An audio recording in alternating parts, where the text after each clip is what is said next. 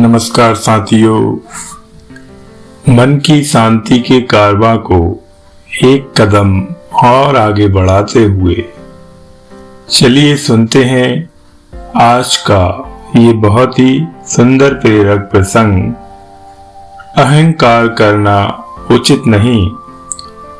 प्राचीन काल की बात है। शेषनाग का एक महा बलवान पुत्र था। उसका नाम मणिनाग था।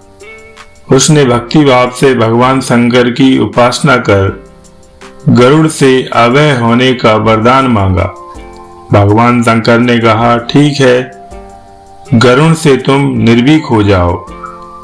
तब वह नाग गरुड़ से निर्भय हो क्षीर सागर भगवान विष्णु जहाँ निवास करते हैं वहां क्षीर सागर के समीप विचरण करने लगा। उसकी इस प्रकार की धृष्टता देखकर गरुड़ को बड़ा क्रोध आया और उसने मणिनाग को पकड़ कर गरुड़ पास में बांधकर अपने घर में बंद कर दिया। इधर जब कई दिन तक मणिनाग भगवान शंकर के दर्शन को नहीं आया तो नंदी ने भगवान शंकर से कहा, हे देवेश, मणिनाग इस समय नहीं आ रहा है। अवश्य ही उसे गरुड़ ने खा लिया होगा या बांध लिया होगा। यदि ऐसा ना होता तो वह क्यों ना आता।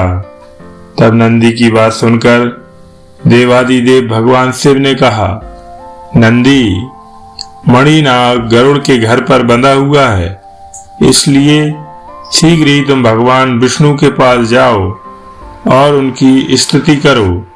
साथ ही स्वयं मेरी ओर से कहकर गरुड़ द्वारा बांधे गए उस सर्प को ले आओ।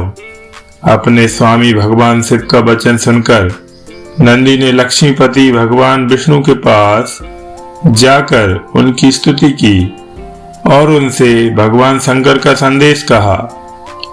भगवान शंकर का संदेश और नंदी की स्तुति सुनकर नारायण विष्णु बड़े प्रसन्न हुए।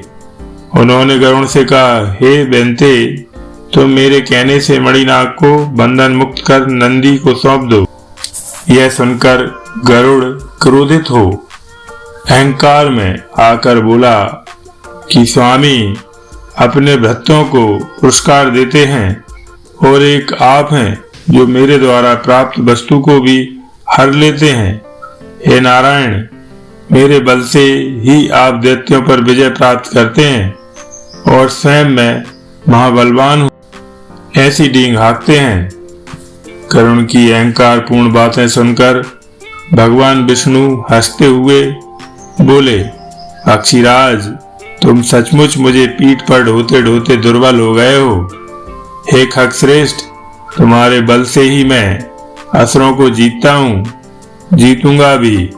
अच्छा, तुम मेरी इस कनिष्ठी का अंगुली का भार वहन करो। यह कहकर भगवान विष्णु ने अपनी कनिष्ठ का उंगली गरुड़ के सिर पर रख दी।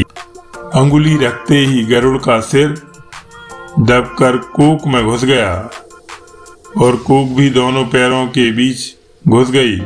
उसके समस्त अंग चूर चूर हो गए। तब वह अत्यंत लज्जित दीन व्यथा से कराता हुआ हाथ जोड़कर विनीत भाव से बोला, हे जगन्नाथ, मुझ अपराधी भृत्य की रक्षा करो प्रभु। संपूर्ण लोकों को धारण करने वाले तो आप ही हैं। हे पुत्र वत्सल, हे मुझ दीन दुखी बालक की रक्षा करो कहकर भगवान की प्रार्थना की।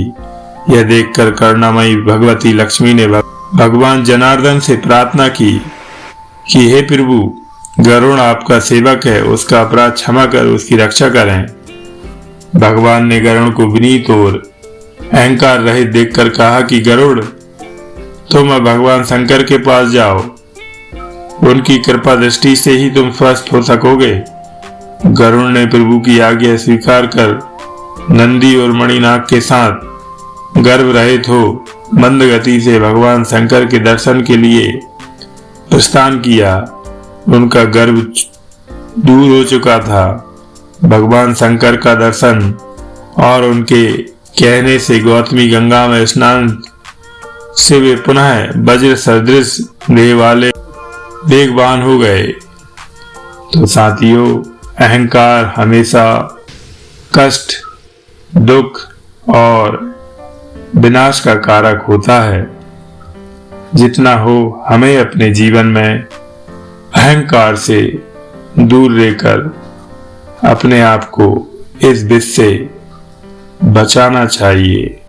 तो साथियों, आज का प्रेरक प्रसंग यही समाप्त करता हूँ और कल फिर मिलेंगे एक नए प्रेरक मोती के साथ। तब तक के लिए आपका दिन शुभ हो, मंगलमय हो।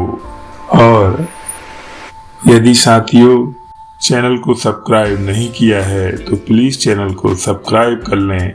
और ये प्रेरक प्रसंग आपको कैसा लगा कमेंट्स कर जरूर बताएं और अपने मित्रों साथियों को भी शेयर करें।